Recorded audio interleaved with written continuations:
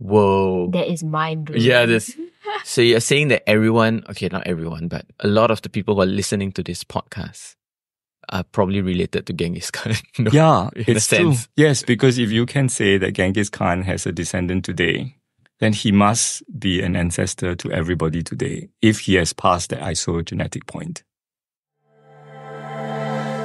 Hey there, welcome to Void Deck, a casual science podcast brought to you by Science Centre Singapore.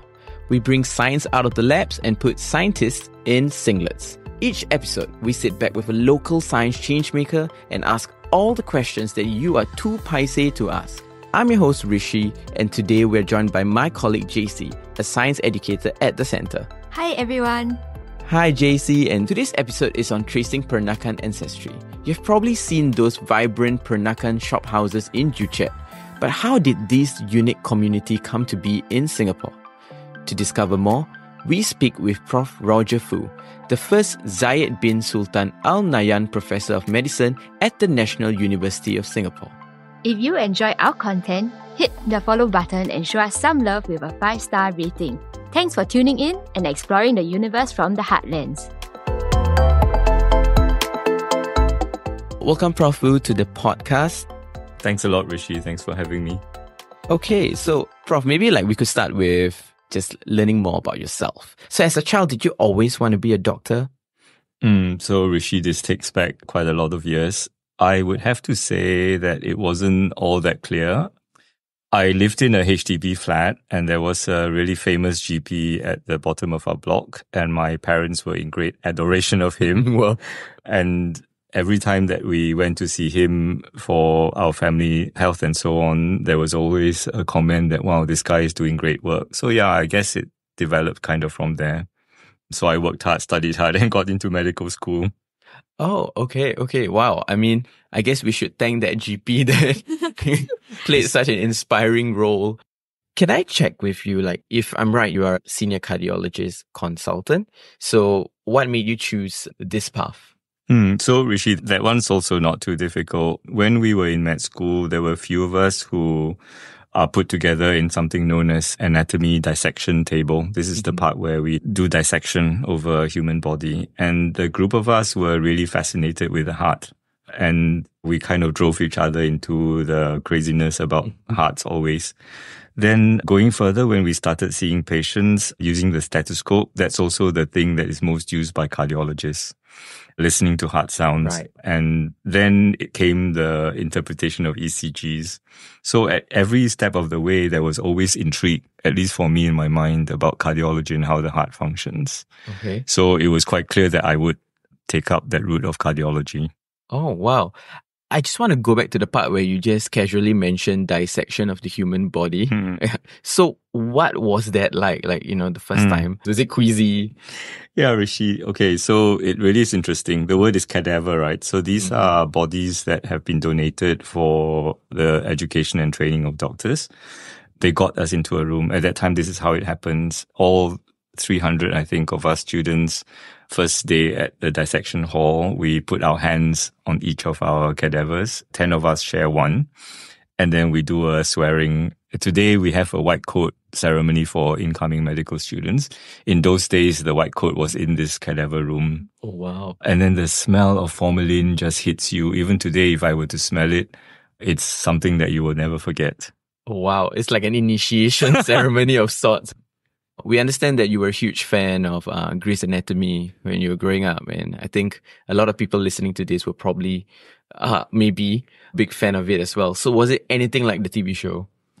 The ER or the A&E in the UK really was like that. On one of my first weeks being on call in King's College London, this is in the depths of South London, there were gunshot wounds that were coming in. There were broken legs. There were drunkards that were punching doctors. I got kicked and punched before. Oh my God. So it really is Grey's Anatomy.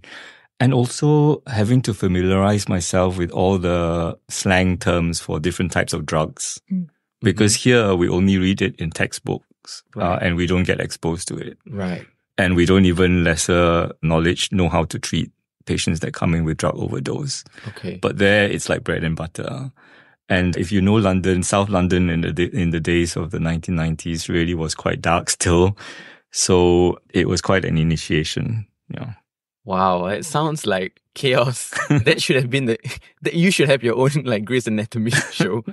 But you were saying that like it was really intense and you had to deal with like gunshot wounds and all of that. So I mean this was really like in the early stages of your career, right? So how did you even get through the day without just being traumatized? Oh, I was very traumatized. I mean, to be fair, a Singaporean, right, Chinese boy in a very comfortable, sheltered society of Singapore, being now exposed to all this kind of horror that I'm describing to you, which was very real. I have to say, remind you, it was really quite bad. I mean, on the weekends, like Saturdays and Friday evenings, ambulance will basically rove around that area to pick up drunkards from the street and bring them in.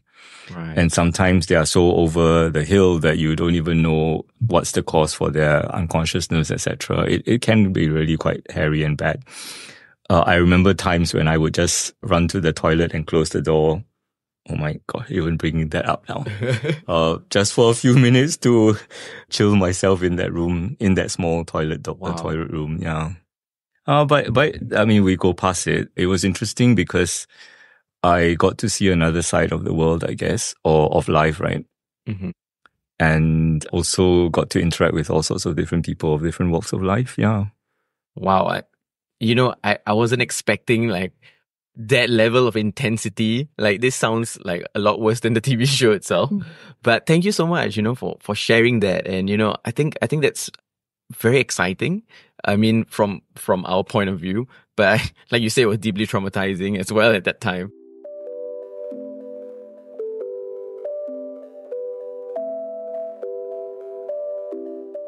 Moving on to a later stage in your career, you've also took part in many interesting projects. And one of it would be the Singapore Peranakan Genome Project. Could you tell us, more about that and like what exactly is this project about? Yeah, sure, Rishi. So that was the nice part about coming back to work in Singapore, because at about the year 2012, 2013, when I came back, it really was boom time for genomics. And here in Singapore, there was so much resource that was being poured in. That was the key reason why I realized I cannot not come back to Singapore now. This is the huge opportunity. So the Peranakan project was conceived on the back of the Singapore Genome Project. So the government has put aside money. In fact, today is still doing it to sequence the population. So there are many people who maybe some of you listening have already been whole genome sequenced. In fact, I invite you to go for your whole genome sequence if you like. There is a population level sequencing project. And at that time, I mentioned to your colleague JC here that there was scientists in our institute whose expertise is on this topic called genetic admixture. So he was very keen to study the genetics of each person and look for the mixture of ancestry. And he's from China and he's trained in the US, and he's at that time fairly unfamiliar with Singapore, but familiar enough to have tasted Peranakan food and realized there's this really interesting culture. So he reached out to me. I mean, we work in the same building, and asked if we would like to carry out Peranakan project on the back of the population sequencing project. Mm-hmm. So we managed to persuade the leaders of that population project to give us 1,000 samples, 1,000 allocation to sequence Peranakans. So we ended up sequencing 700 Peranakans and studying their genetic admixture. Whoa, that is so cool. So maybe for like the lay people who don't really know so much about like DNA and sequencing, could you explain a bit about what exactly is admixture? Okay, nice, JC. So the DNA is taken out of, well, in this case, we take it out of the blood. So we extract the blood from these volunteers, participants, subjects, and then we isolate and harvest the DNA out. And it's just biochemistry. It's put into a sequencing machine, and the sequencing machine reads the genetic output, the genome of the individual. So it's something like deciphering a recipe in a sense. Yeah, absolutely. So in each one of us, we are made up of millions and gazillions of cells, and cells each contain blueprint, which is our DNA. How do you even read these results? Is it like very technical, or like it just tells you like, okay, 20% Malay, 50% Chinese, or does the system like break it down in like such layman terms, or it's like very technical? No, actually it's very simple. There are 4 bases that are called nucleic acids also in our DNA system. It's exactly the same DNA that all living things are made of. So like plants, insects, the whole world, right? Bacteria, every living thing has DNA. And the DNA made up of 4 bases or nucleic acids in different permutation and sequence, hence sequencing the term. And the way that it's sequenced comes out telling you which base is in which position. Right. And if you wanted to, it's possible to take that result and print it out into an encyclopedia of yourself. Oh, wow. So, for example, if you went to the Wellcome Trust Museum in London, there is in a cupboard the whole genome of a human being. Whoa. So that human being gave his blood and had himself sequenced, and now it's printed out into something like 50 volumes of his genome. Oh. So if you open each book, 50 volumes of them, right, you will see the letters A, C, G, T representing the 4 bases. Okay. And of course, it's like hieroglyphics, right? You are reading A, C, G, T, G, G, T, T, E, G, A, C. So it's basically a long string of letters. I am told that statistically, if you stretch out the letters, it will run for 9,000 kilometers. And if we think that there are 3 billion bases per genome, then that's several thousand Bibles. So that's your 5 volumes. And that's just one person. One person's genome. That is a lot of information. Could fill up a library. Yes. So I assume that in this project, you took all this information from different people and then you compared them and then you found like more about their heritage and their ancestry. So going back to the Peranakan Genome Project, like how did you manage to convince the Peranakans to participate? Like what made them want to donate their blood and DNA for this? Oh yeah, JC, that part was really fun. So the Peranakan people in Singapore are a very tight-knit community. And we somehow or other, we know of a few Peranakan friends who are quite prominent in that community. I suppose I can mention his name. One of them is Peter Lee, who is very prominent in even hosting some TV shows around histories around this area, right? Southeast Asian history. So it wasn't hard before someone like Peter Lee and a few of the others floated this project up to the community and they gathered around it with great force, all wanting to participate and contribute their DNA. Wow, that's nice. They must be very proud of their heritage. Yeah, you're right. They are. I mean, they're also very keen to find out about this kind of ancestry questions. So capping on that, how did they respond to the results of the research? Yeah, it's interesting. So I better be careful what I say. A lot of them were interested to know whether there really is so-called Malay ancestry in their genetics. There's always this, they are much better at telling this story themselves. I mean, I'm not Peranakan myself. There's always this legend that there was a Chinese princess that came from China. And from her, with the local Malay leaders, gave rise to the Peranakans that we have now today. There's also another legend that a lot of the Chinese merchants that came from China hooked up with local indigenous ladies and then had the Peranakan culture and so on. So I think in a way, the genetic experiment or project, I guess, revealed some of these. If you believe the science that came out of it, which we do, of course, then it's saying that there really is Malay ancestry in Peranakans quite clearly, quite distinctly. So based on your study, which legend do you think corresponds to your results the most? The one that involves a female Malay ancestor. Right. So the research reveals, and it's published and peer-reviewed, etc., reveals that about 6 to 9 generations ago, a Malay female ancestor exists in this Peranakan people. But don't forget that this was taking the bloods of individuals that are self-declaring as Peranakans. Right. So it's really more, at the end of the day, a lot of this is an agreement that this is more cultural than, a hard and fast rule. You can't say you are not Peranakan because you don't have this. Right. Because a lot of them are practicing Peranakans today culturally. But in a general analysis of the entire 700 people, most of them have 5% amount of Malay ancestry genetics in their genome. Wow. Which is more than you would find in a person who is self-declared as a Chinese, like myself, for example. Oh, well, that's interesting. So for myself, which is, I would say I'm fully Chinese because I don't practice Peranakan culture, etc. My genetics does not show any Malay ancestry.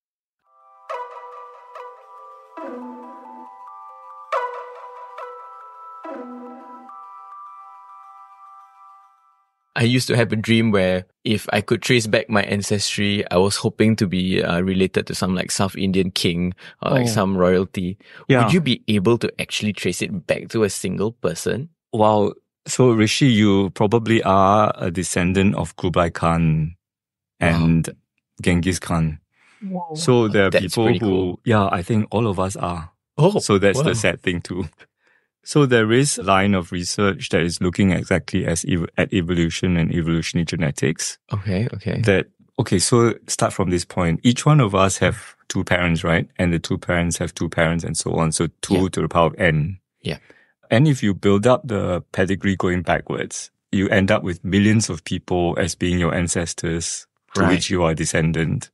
But the reality is that it wasn't so many people that lived during that time. There is a lot of people that occupy more than one position Right. in Yes. that tree, Yeah. right? So it's more a web than a tree. Okay. Actually that's an interesting way to put it, like a web. Yeah. So in this web, if you go back enough times, there's such a thing known as a genetic isopoint, where everybody that lived in that year, if they have descendants living today, they would be the ancestor of everybody today. Whoa. That is mind-blowing. Yeah, so you're saying that everyone, okay, not everyone, but a lot of the people who are listening to this podcast are probably related to Genghis Khan. No? Yeah, in it's a true. sense. Yes, because if you can say that Genghis Khan has a descendant today, then he must be an ancestor to everybody today if he has passed that isogenetic point. Whoa. Okay. That's a fact that I'm going to use at any icebreaker now that I'm a descendant of Genghis Khan. But that's so interesting, right? Like, I mean, I don't think we've looked at ancestry that way, at least for a layman like me. Like, we always thought like everyone's different roots and different people. But, you know, if we go down the route, like it's a web and it's all just linked to a few people. Yes. It means all of us are actually related and connected to one another. Yes, yeah, absolutely. Oh, no. That is exactly the point. That there is sufficient inbreeding if you look at it at a very high level. Wow. Okay. Maybe we'll not like delve too much into that. I do not want to ruin any relationships. But also the point that there are many of us who share ancestors that we are not even aware of. I think that's Right. the most important thing that comes out of this. So if you really put in effort to do like the research and the samples, you can actually find a lot of like similarities. Yeah, I mean, a really good one is in the UK, because in the UK, you know, the royal family line, they really know who each king and queen descended from. And they can trace their ancestry, I mean, at least in the royal line, all the way up to, let's say, Edward I and so on. Right. So if Edward I, and he does have ancestors in the royal family today, right? Or descendants in the royal family today, he's actually the ancestor of everybody living in England today. Whoa. That's insane. That's pretty insane. Okay. That seems similar to what you referenced a Richard Dawkins quote on another podcast, Third Spacing, about how our 185th million grandfather was a fish. So the fish in the market, my cousins, Prof. It's a very different looking fish. Okay, please do look up Richard Dawkins' book. I mean, it's fascinating. I think it really helps you to rethink life altogether. And it's true, if you think that, okay, so the analogy he uses, and here I'm just reconfiguring what he actually says. Okay. So it's not my own thinking. If you put the photograph of your father, and then your father's father, and his father and his father, and line it all the way back. And if you go back to that generation I described to you, is actually the picture of a fish. And then if you go back even further, I mean, depends on how far you want to go, then it's a single cell, for example, you know, the beginning of life. Right. So in a sense, like just like a fish when like humans were not around. Yeah, exactly. So the idea is that it's very hard to say when species started because the transition it's so hard to think of this in the evolutionary time frame. Okay. And that's where our human brain maybe cannot even think of it. Right. I mean, even in our human life, I mean, when did you stop being a teenager and becoming an adult? It's a gradual process that happens, right? And that's the same when did Homo sapiens became Homo sapiens and before it was the species before that.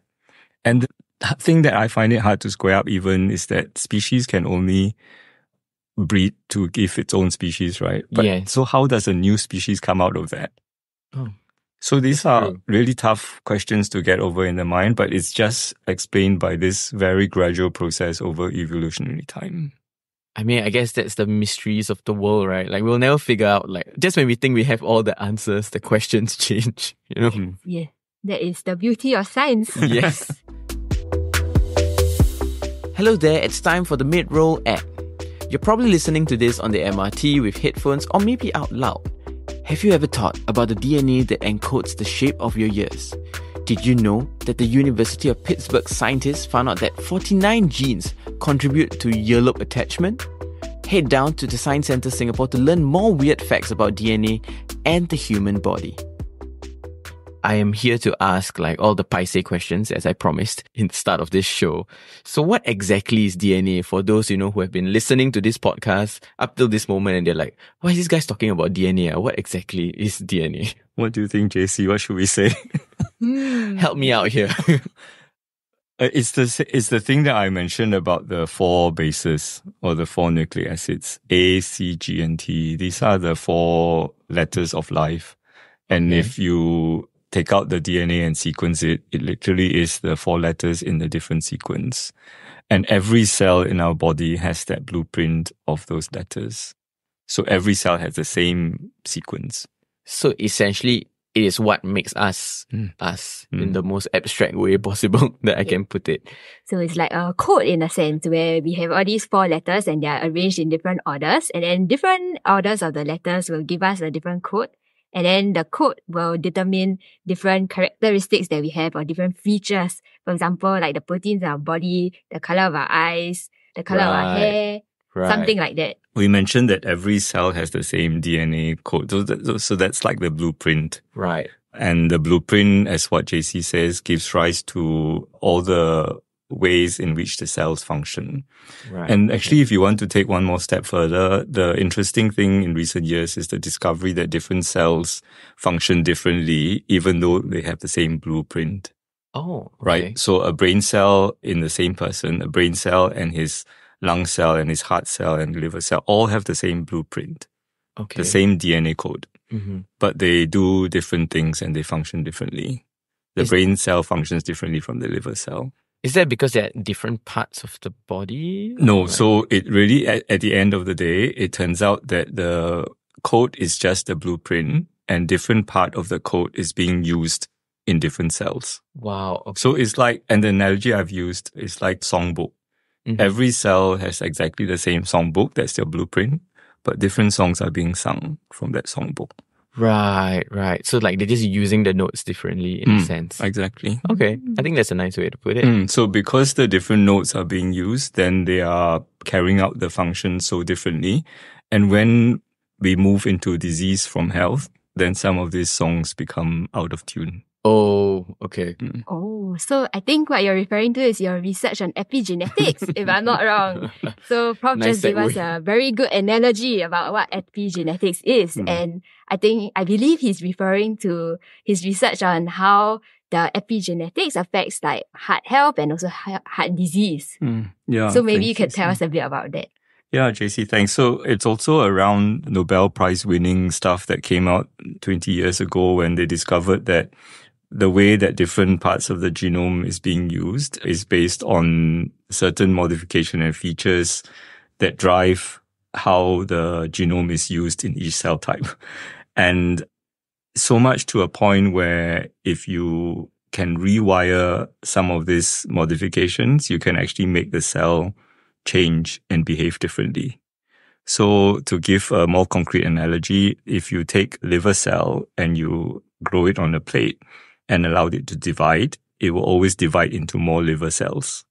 Okay. Because the code is hardwired there.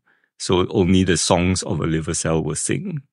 But if you find a way to rewire it, the genome, and make it sing different songs, you can actually turn the liver cell into a heart cell. Oh, wow. Okay. And that was the groundbreaking Nobel Prize 20 years ago. So with that knowledge, everyone has gone hunting for the rewiring processes. And the thinking is that in our context of the heart, if the songs are going out of tune, can we find specific ways to retune it so that the wires are back into health? Okay. And that's the epigenetic research that we're working on. Whoa. So if you compare, maybe go back to the analogy of a songbook, they are sort of like little markers to tell the sort of cell which pages to read from. So if we were to find out which markers are marking the pages, and then maybe you can sort of tweak them a bit, then maybe we had the possibility of helping to reduce the risk of certain diseases like heart disease. Exactly. Yeah. Very nicely put too, JC. So for example, in the case of the heart, when we have a heart attack, the heart muscle dies, right? The cells die, and it gets replaced by these things called fibroblasts. They're all scarring cells, scar cells. So these guys came up, not my lab, but some other lab, showed that you can actually put in these rewiring factors and rewire so that the scar cells turn into heart cells. Whoa. So completely changing them. And making them behave differently altogether. So if you think that scar cells, you don't want them, you should get them back to heart cells, you can actually change the cause of heart failure completely. So this is worked seemingly in mouse. We also see it in our own hands using those rewiring factors. And I think there are people in the world who are trying to ultimately bring it to clinic one day. So you're kind of reversing like damages to the heart that was previously thought, okay, this is a permanent damage. Your heart will, after a few heart attacks, your heart is pretty weak and there's nothing that we can do except just take good care of it. But now you can actually rewire it to be back to how it was. Yeah, so good that you are saying it like that, Rishi. Definitely spot on. Oh, okay, Yes. great. I learned something today. Yes. Because I think usually, if I understand correctly, after a heart attack, there will be like scar tissue on the wall of the heart. Then that interferes somewhat with the pumping of the heart. And then that will sort of contribute or lead to heart failure, which for now I think can only be managed by like good lifestyle control, medications. Right. So this is really some groundbreaking research. If we really can reverse these changes, I think can provide people a new lease of life. Yes. Yeah, absolutely, JC. I mean, that's the whole space of regenerative medicine as well. To get organs to repair themselves, especially organs like the heart that are not reparative. We would now like to play some games with you. Word association game. So basically we will be asking you words, like certain words in like quick fire. And, we just want to see like what comes to your mind first. First word is health. Disease. Disease. Why is that the first thing that comes to your mind? Well, that's the opposite, right? So people are healthy, but they become diseased. We want to convert them back to health. I mean, at the moment in my head, these are the juxtaposition. This is the juxtaposition I keep thinking about. Right. Okay. Apple. Orange. So we're just going with like opposite fruits now. Okay. It's better than saying doctor, right? Apple, they keep the doctor away. Cliche, I see. Heart. Lung.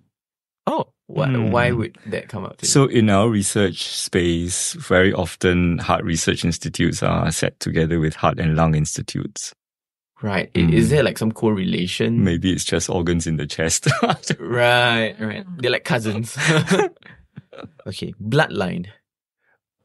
Oh, Vikings. How come I'm thinking of the word Vikings? Was it a show? Could well be. So the way that blood is so gory and the Vikings are fighting people. And then there's always this talk about ancestry. My knowledge about ancestry is very British and European based. Right. And it always dates to the Vikings. Oh. For me, bloodline would have been like Game of Thrones because they're always talking about ancestry and who has the right to sit on the throne. Yes, it's always sort of associated with like royalty in like pop culture for some reason. Yeah. And like pure blood and like, okay. But good to know what shows you like, Prof. Peranakan. What's that? What? Buah kula? Oh, that's the dish. Yeah, it uses a nut. Yes, and actually the nut is like a bit toxic or something, right? It's true, and they need to soak it for the longest of time to then actually cook it. Right. There's some really special technique that goes into cooking that dish. Did you have a lot of it during the research phase? Yeah, probably too much. Gattaca? Is it Gattaca? Oh yeah, that's the amazing sci-fi show that actually quite a number of us talk about from time to time. Oh. There was a moment in time when we were crafting the first heart disease project, and a lot of the projects in our clinical space always come with abbreviations. Okay. Like the one that I'm now running together with team is called Project Reset. Mm-hmm. So there's always a name to it, right? So they wanted to use Gattaca as the name because it was very DNA based. I've not actually watched the movie myself, but it sounds really interesting. So it's a movie, like an old movie? Or? Science fiction movie where people came in and they could buy their DNA. They can exchange their DNA from a window like in the bank teller. Wow. Okay, I need to check this out. So thank you so much, Prof, for joining us today. I think we had a lot of fun learning about our ancestry, your Peranakan Genome Project. I think my biggest takeaway was that I'm either linked to a fish or to Genghis Khan. What about you, JC? Wow, it was absolutely mind-blowing to hear that. But it was also super fascinating to hear about all your research on like heart health and like about the prospect of like regenerative medicine and how like the different markers can sort of help different cells to sort of perform different roles. It's really exciting research. Very nice, JC. Very nice, Rishi. Thanks for giving the chance at this. Thank you, Prof. And thanks everyone for listening. So subscribe to Void Deck to be the first to know when new geeky episodes about science in Singapore are released. You can stay updated with Prof. Roger Fu's work by following fu-lab.sg. Are you above 40 years old? Consider joining Project Reset, a nationwide heart health study. Gain insights into your metabolism, heart and liver health, and find out how you can lower your risk of cardiovascular diseases like heart attack and stroke. If you're under 40, encourage your parents to sign up. It's a chance for them to advance medical science while learning more about their own health. Can't wait for the next episode or curious to learn more about DNA and the human body? Come down to Science Centre Singapore, visit our revamped exhibit on bioethics, and learn more about the science of aging at Dialogue with Time with your parents and grandparents. See you in the next episode. Thank you.